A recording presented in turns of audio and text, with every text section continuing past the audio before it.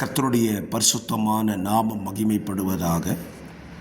ஆசீர்வாதமான ஒரு நல்ல காலவெளியிலேயும் அனுதின மன்னா என்கிற வேத தியானத்தினால் உங்களை சந்திப்பதில் மிகுந்த சந்தோஷம்.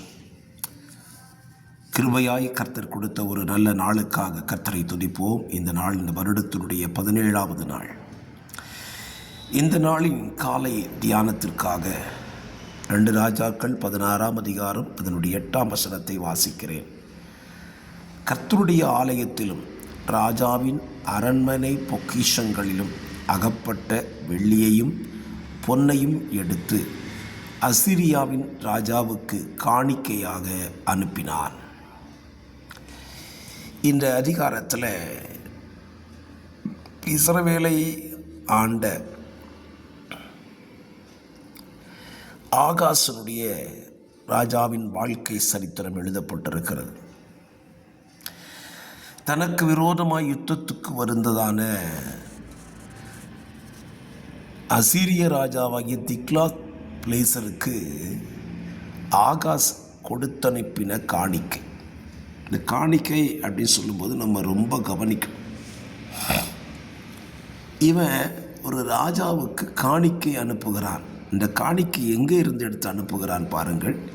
கர்த்தருடைய ஆலயத்திலும் அரண்மனை பொக்கிஷங்களில் அகப்பட்ட வெள்ளியையும் பொன்னையையும் அசீரிய ராஜாவுக்கு காணிக்கையாய் அனுப்புகிறான். நம்ம வாழ்க்கையில் நாம் கர்த்தருக்கு காணிக்கை செலுத்தும் போது அந்த காணிக்கையை குறித்து கவனமுடையவர்களாய் இருக்க வேண்டும். நாம் செலுத்துகிற காணிக்கை எங்கே இருந்து எடுக்கப்படுகிறது? கடையில் உள்ள தேங்காவை எடுத்து வழியில் இருக்கிற ஒரு தெய்வத்துக்கு காணிக்கை செலுத்துவான் என்று பழமொழி சொல்லுவார்கள்.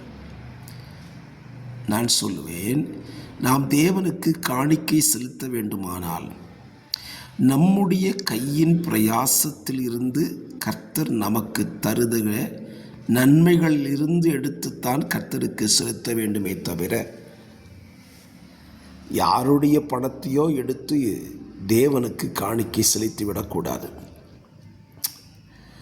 சாமுவேல் காலங்களில் சவுல் ராஜா சொன்ன ஒரு வார்த்தை, கர்த்தருக்கு காணிக்கை படைப்பதற்கு கர்த்தர் அழிக்கச் சொன்ன கூட்டத்திலிருந்து மிருகங்களை மாடுகளை கொண்டு வந்து கர்த்தருக்கு காணிக்கை செலுத்தினான். நீங்களும் நானும் கர்த்தருக்கு காணிக்கை செலுத்த வேண்டுமானால் நம் கையிலே தேவன் தருகிற ஆசீர்வாதத்திலிருந்து நமக்கு தேவன் கொடுத்திருக்கிற நன்மைகளிலிருந்து எடுத்துத்தான் கர்த்தருக்கு காணிக்கை செலுத்த வேண்டுமே தவிர யாருடையதையோ எடுத்து கர்த்தருக்கு காணிக்கை செலுத்தினால் தேவன் அதை அங்கீகரித்து விட மாட்டார். ஆகவே நாம் செலுத்துகிற காணிக்கைகளை குறித்து கவனமுடையவர்களாய் இருக்க வேண்டும். இயேசு காணிக்கை பெட்டியின் அருகே உட்கார்ந்திருந்தார் என்று நாம் படிப்போமே. அந்த ஏழை விதவை போட்ட காணிக்கையை ஏன் அவர் அங்கீகரித்தார்? அவள் தனக்கென்று வைத்திருந்ததை காணிக்கையாய் கொடுத்தாள்.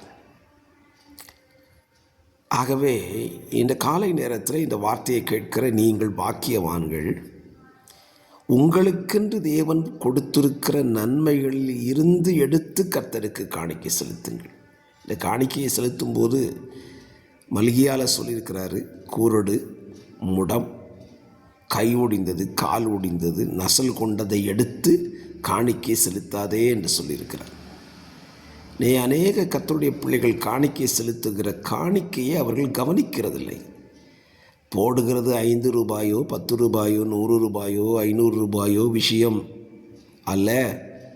நீங்கள் எந்த அளவின்படி அளக்கிறீர்களோ அந்த அளவின்படி கர்த்தர் உங்களுக்கும் அளக்கிறார்.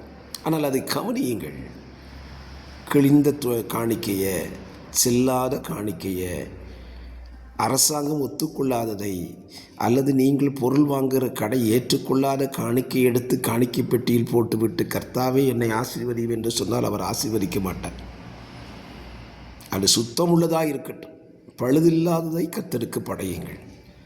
அப்பொழுதுதான் அவர் உங்களை ஆசீர்வதிக்க முடியும். ஆகவே காணிக்கை செலுத்துகிற காரியத்தில் மிகுந்த கவனமாயிருங்கள்.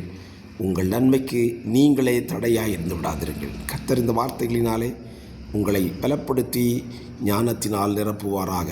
ஆமென்.